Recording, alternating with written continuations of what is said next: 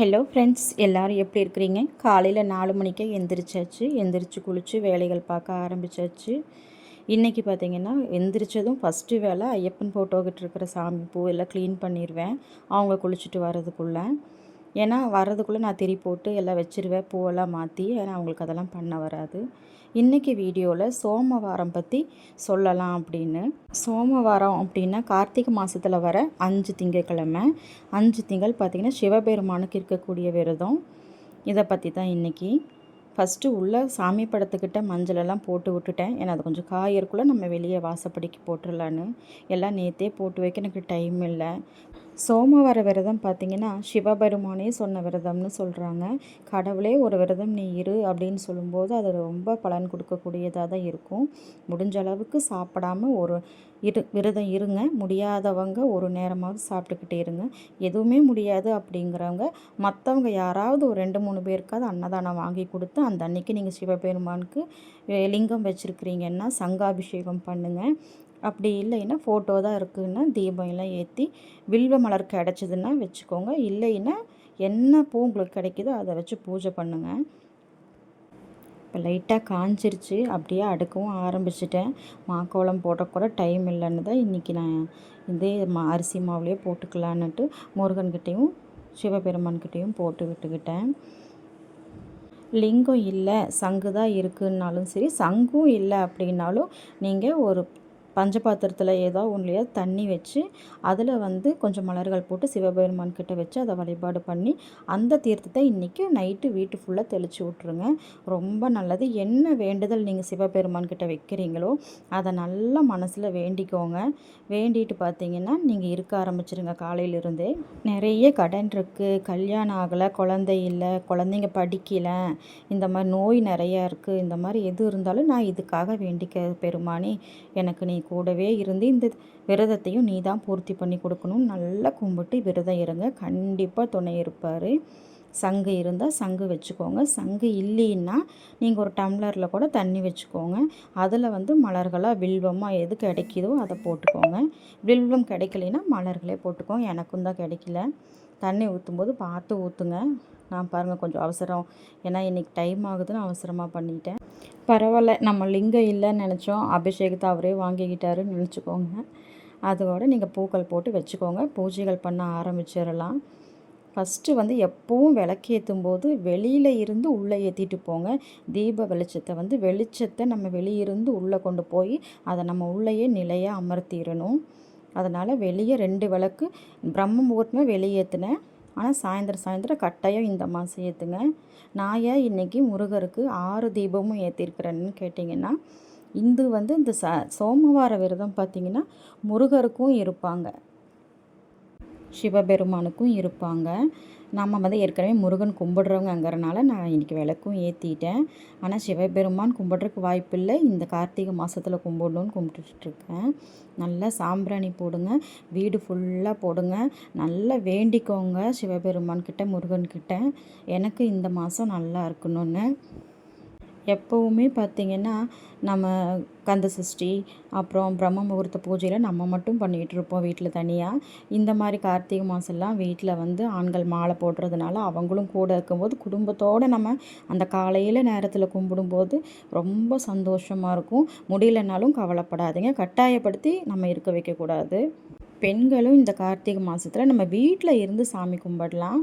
நான் ஹாலில் தான் ஐயப்பன் ஃபோட்டோ இந்த வருஷம் முதல் முறை வச்சுருக்கேன். ரொம்ப சந்தோஷமாக இருந்தது, அதனால் ஹாலில் வச்சேன்.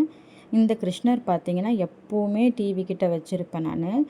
எலுமிச்சம்பழமும் வெட்டி வேரும் முன்னாடி வச்சுருப்பேன், அவருக்கு முன்னாடி ஒரு பவுலில். நல்லா ஃபுல்லாக வீடு முழுக்க எல்லா ரூம்லேயும் எல்லா இடத்துலையும் காட்டுங்க. வெளியில் நிலப்படிக்கெல்லாம் காட்டுங்க. எந்த விரதம் இருந்தாலும் நம்மளால் முடியுமா முடியாதா, இருக்க முடியுமா, யாராவது ஏதாவது சொல்லுவாங்களா, வீட்டில் ஒத்துக்குவாங்களா, இப்படியெல்லாம் யோசிக்காதீங்க. வீட்டில் ஒத்துக்கிட்டாங்க அப்படின்னா நீங்கள் அது இருக்க ஆரம்பிங்க. அப்படி இருக்க ஆரம்பிக்கும்போது உங்களுக்கே நல்லா தெரியும். ஏன்னா நானே அப்படி தான் ஆரம்பத்துலலாம் தைப்பூசத்துக்கு தவறாமல் மாலை போட்டு போவோம். வெள்ளி செவ்வாய் அமாவாசை பௌர்ணமி இப்படி தான் பூஜைகள் பண்ணுவோம். அதுக்கப்புறம் முதல் பிரம்ம முகூர்த்தம் இருக்க ஆரம்பித்தேன். அதுக்கப்புறம் பார்த்திங்கன்னா நவராத்திரி, கந்த சஷ்டி எல்லா பூஜைகளும் இப்போ பண்ண முடியுது. நீங்களும் அது மாதிரி ஒரு டைம் ட்ரை பண்ணி பாருங்கள். அதுக்கு இந்த கார்த்திகை மாதம் வந்து நல்ல மாதம். ஃபஸ்ட் டைம் எடுக்கிற விரதங்களுக்கெல்லாம் துளசி மாடம் தான் வேணும்னு இல்லை வீட்டில். நீங்கள் உங்கள் வீட்டுக்கு துளசி இந்த மாதிரி வச்சுருந்தாலும் அப்பப்போ சாம்பிராணி கற்பூரம்லாம் காட்டுங்க. இது எனக்கு ரொம்ப பிடிச்ச இடம், என்னோடய கிச்சன். இப்போவும் நான் கார்த்திகை மாதமும் கந்த சஷ்டிக்கு பண்ணின மாதிரி கிச்சனை மட்டும் பெயிண்ட் பண்ணி க்ளீன் பண்ணி திரும்பவும் அரேஞ்ச் பண்ணேன். சும்மாவே அடிக்கடி நான் வந்து மாற்றி மாற்றி அரேஞ்ச் பண்ணுவேன். இப்போவும் அதே மாதிரி பண்ணி தான் வச்சுருந்தேன். நமக்கு ரொம்ப நேரம் அதிகமாக இருக்கிற இடமும் இது தான். நம்ம வீட்டுக்கு வேணுங்கிறத கொடுக்குற இடமும் இது தான். பூஜை அறைக்கு எப்படியோ அதே முக்கியத்துவம் சமையல் அறைக்கும் கொடுங்க. ஏன்னா எங்கள் வீட்டிலையே பார்த்தீங்கன்னா ரொம்ப வருஷத்துக்கு அப்புறம், கல்யாணத்துக்கு அப்புறம் இப்போ தான் ஃபஸ்ட் டைம் வந்து ஐயப்பனுக்கு மாலை போட்டிருக்குறாங்க. முன்னாடியெல்லாம் போட்டுட்ருந்தாங்க. அதே மாதிரி பையனுக்கு 10 வயசாச்சு. இது கன்னிசாமி ஃபஸ்ட்டு மாலை அவருக்கு. ஏன்னா நம்ம அடிக்கடி இப்போ இந்த பூஜைகள்லாம் பண்ணினனால தான் நமக்கு ஏதோ இந்த பாக்கியம் கிடச்சுன்னு தான் நான் நினைக்கிறேன். ஏன்னா நம்ம சரியாக வந்து எல்லா பூஜைகளும் எல்லாமே பண்ண முடியாது. ஆனால் கொஞ்சம் முயற்சியும் பண்ணணும். பண்ணி நம்மளால் முடியும், நம்மளால் இந்த விரதம் இருக்க முடியும் அப்படின்னு சொல்லி நினச்சி நீங்கள் பூஜைகள் கும்பிடுங்க, விரதங்கள் இருக்க ஆரம்பிங்க. இருக்க ஆரம்பிக்கிறப்போ எந்த தெய்வத்துக்கு இருக்கிறீங்களோ அதை நல்லா வேண்டிக்கோங்க. எனக்கு இந்த விரதம் முடிக்கிறதுக்கு நீ தான் துணையாக இருக்கணும் சிவபெருமானே ஆண்டவான்னு கும்பிட்டுக்கோங்க. கும்பிட்டுட்டு நீங்கள் இருக்க ஆரம்பிங்க. உங்களால் அதை கண்டிப்பாக கம்ப்ளீட் பண்ண முடியும். ஏன்னா நிறைய பேருக்கு அந்த பயம்தான், நம்ம அதை பாதியில் விட்டுருவோமா, முடிச்சிருவோமா, நடக்குமா, பண்ண முடியுமான்னு ஏதோ வெள்ளி செவ்வாய் சாமி கும்பிட்டுட்டு அமைதியாக இருந்துப்பாங்க. பயப்படாதீங்க. இருக்க ஆரம்பித்தா உடல் ஆரோக்கியமாக இருக்கும். ஃபஸ்ட்டு நம்ம விரதம் இருக்கிறது உடல் ஆரோக்கியமாக இருக்கும், வீட்டில் அமைதி இருக்கும், நிம்மதி இருக்கும். கார்த்திகை மாதம் பார்த்திங்கன்னா புரட்டாசி மாதம் இதெல்லாம் வீடு ஃபுல்லாகவே நம்ம எல்லாருமே விரதமாக இருப்போம். மற்ற நாட்களில் நம்ம மட்டும் இருந்துக்கலாம், லேடிஸ் மட்டும். வீட்டில் குழந்தைங்க ஜென்ஸை எல்லாம் கம்பல் பண்ண வேண்டியதில்லை. பெண்களை இருக்க முடிஞ்ச அளவுக்கு இருங்க.